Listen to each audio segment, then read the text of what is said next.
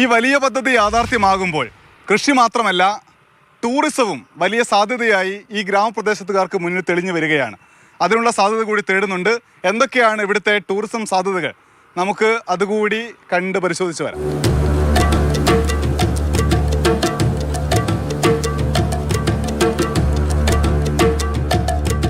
നമ്മളിപ്പോൾ നിൽക്കുന്നത് പഴയ കുറുമ്പ്രനാട് താലൂക്കിലെ വളരെ പ്രസിദ്ധമായ ഒരു വാണിജ്യ കേന്ദ്രമായിരുന്നു ഒരു കാലത്ത് ഈ ചെറുവൽ പുഴ.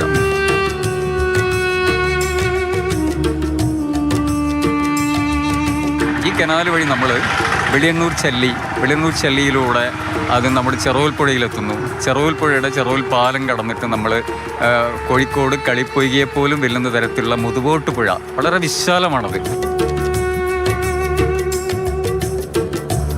അവിടെ നമുക്ക് എല്ലാവിധ പുതിയ കാലഘട്ടത്തിനനുസരിച്ചുള്ള കുട്ടികൾക്കൊക്കെ കളിക്കാവുന്ന തരത്തിലുള്ള പെഡൽ ബോട്ടുകളും അല്ലാതെയുള്ള ബോട്ട് റേസുകളൊക്കെ നടത്താൻ പറ്റിയ ഒരു സ്ഥലമായിട്ടാണ് നമ്മളതിനെ കാണുന്നത്.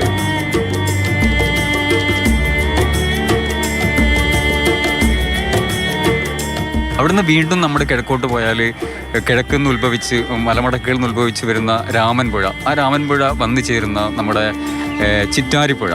ഈ ചിറ്റാരിപ്പുഴ ഇതിനെല്ലാം കോർത്തിണക്കിക്കൊണ്ട് വളരെ കാർഷിക മേഖലയിൽ തന്നെ നല്ല രീതിയിലുള്ളൊരു ടൂറിസം പദ്ധതി നടപ്പിലാക്കാൻ കഴിയുന്ന തരത്തിൽ നമുക്ക് ഈ പദ്ധതിയെ കൊണ്ടുപോകാം എന്നാണ് ഞങ്ങളുടെ ഒരു വിചാരം, ഒരു വിശ്വാസം.